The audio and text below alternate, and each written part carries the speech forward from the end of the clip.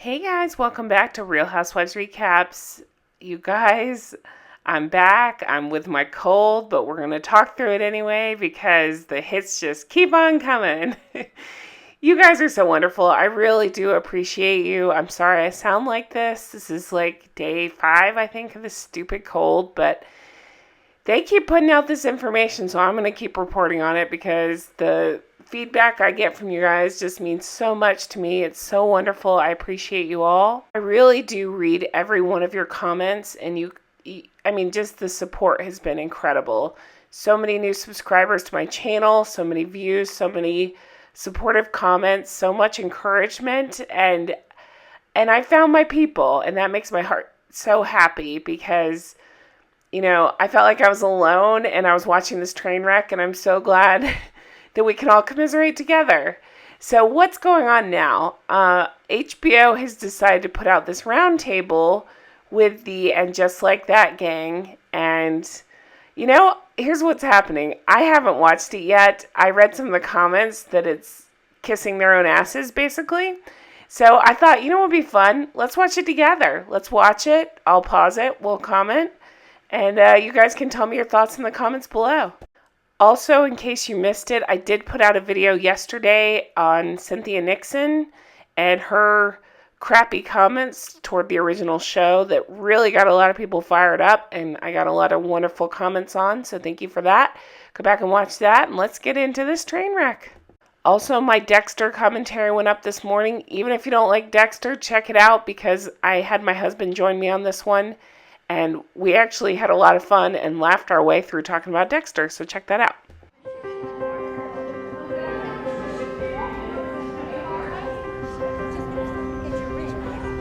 Oh man, the music, the self-importance of it all, really. Okay, Grace.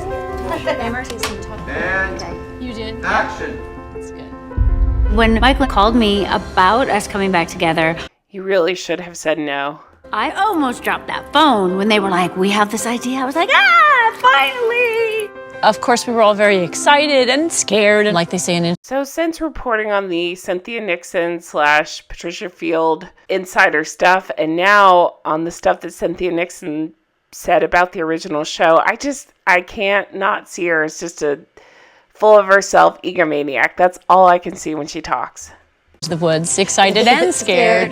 Everything was familiar, but there was a lot of talk and conversations building up to our being together. So where is all this youthful energy in the show? Right here, I see they're dressed nice, their makeup looks good.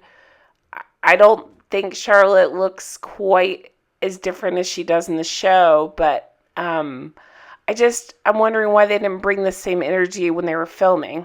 Why did we have to hear about the 55-year-old sitting on the steps? And I say that because that's literally the line from the show. I just don't understand why. Again, they've totally misjudged the age thing. They've just all of it. It's just a mess. There was just like a lot of unfamiliar, but then you get to the room and then it just becomes normal. It was like I'm putting the glove on, and of course the glove fits. Yeah. Yep. Hi, I'm self-important. I'm going to make it seem like I give a crap about the people that watch me, but I really don't. I'm going to bash the original show and make you feel terrible about watching it. For me, the real, wow, we're back in it was the read-through, which was so incredible and so Oh God, Che is back on our screen. Please make it stop. exciting. I've had some pretty great days in my life. That Oh, nope. I was wrong about Kristin Davis's face. There it is. was definitely up there in the top 10. It was electric. It was completely electric. Okay, I'm going to tie this back to the original series. Remember season 4, episode 2, The Real Me, where Carrie she walks the runway? So remember that a guy called Miranda sexy, and she let it go to her head, and she started just talking on her date, and totally turned the guy off, and he ended up telling her, you seem full of yourself. That's what I'm getting right now. She is so full of herself. Yeah. This process was unique in that Kristin started the season. Baker. On July 7th, Kristin was all alone, and it was, I don't think you've ever started the season. No, I have Right? never started this season. Nor have you started. Look at how generous we are to share the spotlight. Wow. The season after 10 years of not being together. With almost a whole new crew. I had to just jump right in. The nerves kind of had no place. So is that what we're going with? We had no time. We couldn't read the script. There was just no time. Is that where we're at? Then I was just so happy when you guys came back. I was just like, thank God. It's just us, not so much. My first day started with Cynthia, a walk and talk in New York City. I was so grateful because that's the most familiar thing for me. And there was a lot of paparazzi and a lot of people, coming to watch. It was amazing. And again, Cynthia is contradicting herself. She's saying it's amazing, and she doesn't realize that these fans are built up from the original show that she's now bashing. New York is so unique and unusual and ever-changing. We always said that the city was another character. So it just continues to play its role in the same way it always has. Except that it's not. Think about all the episodes we've seen so far this season. Has the city really played a role? It's more been just depressing scenes one after the other of Carrie losing big and how quote-unquote old they've all gotten, and just one depressing thing after another. There really hasn't been much on the city, I don't think.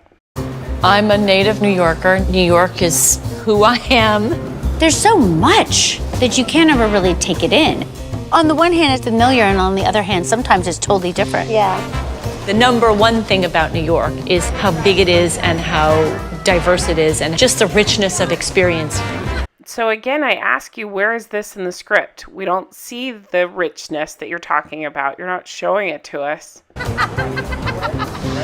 That's why it's such a part of the fabric of the show. It just feels like you're at home. God, if they think this feels like home, they have completely lost touch with all reality.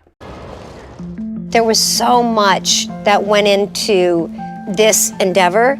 Cynthia and Kristin are executive producers now. Ding, ding, ding. They said it right there. They are executive producers now. So when I get the comments, hey, it's not their fault, they didn't write the script, they're executive producers. They sure could stop what's happening, and they didn't. It's a cash grab. Now, and Cynthia is directing. Oh, great. There goes that ego again.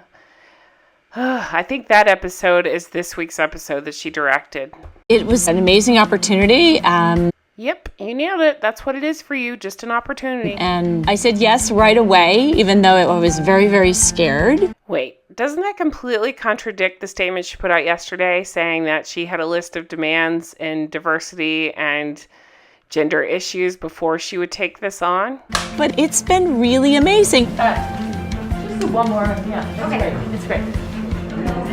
People could not have been more supportive. I mean, the actors and actresses, of course, but also just everybody. The just proves how out of touch with the audience you guys really, truly are.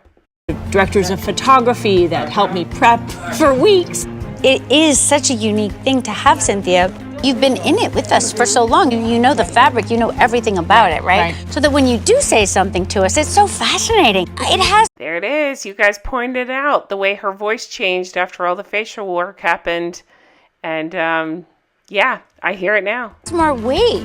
Also, just to listen to her call cut when she's in a scene with you, that's special. Cut. We're back because we want to be. Are you though, or is it a cash grab? Yeah. Nobody dragged us back. This was a hard-fought choice to be here and to tell this story. And what story would that be? Would that be using people of color as props? Would that be that you all had like head transplants or something, or were in comas for the last 20 years and just woke up and don't know how to interact with people or be genuine human beings? This way, and invite all these new people. We had this idea to come back in this way that we've come back with a new kind of broader world. New broader world. It feels like they were just too vapid to see around them the whole time. They're so brilliantly cast, and they have such an interesting point of view. Michael Patrick really focused on the heart of each of these characters. Again, when do we get to see that? Because we haven't seen that yet. And also their connection to each other. He's so funny, but he goes for the gut punch every time. We're very Is this podcast the example that you're using to show how funny he is? aware of the good fortune that surrounds just this effort this time. You can never go home again, except very occasionally you actually can. To me, this is just highlighting how out of touch they are with the world, with the audience, with all of it. Just totally out of sync, out of touch, tone deaf, all of it. This amazing thing that happened in your life, 25 years ago. Oh. To be together is really, great.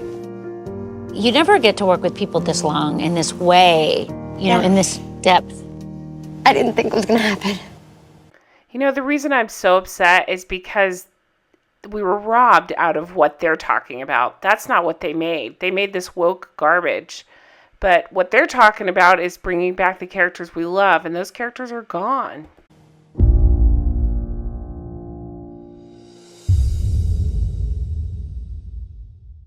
So this roundtable just came out, and I ask you this: why would they do that? Something tells me it has to do with the abysmal ratings that they're getting and the reviews that they're receiving and the backlash. I don't know if they're trying to use this to convince you, hey, we're still the same people, when clearly they're not. It's just so poorly written and so talking down to us as the viewers. It makes me angry, hence this video. And you guys are fantastic. Thank you for all the comments. Keep them coming. Let me know your thoughts. Did you find this roundtable as insufferable as I did? It's just unbelievable, right? Just unbelievable. Thank you guys so much for watching. I appreciate it. And stay healthy. I'm going to try to go rest. And I will talk to you guys again soon. We will be back for Thursday's episode. I'm sure it's going to be phenomenal. Just kidding. It's going to be terrible. And we will be talking about it. Take care. Bye-bye.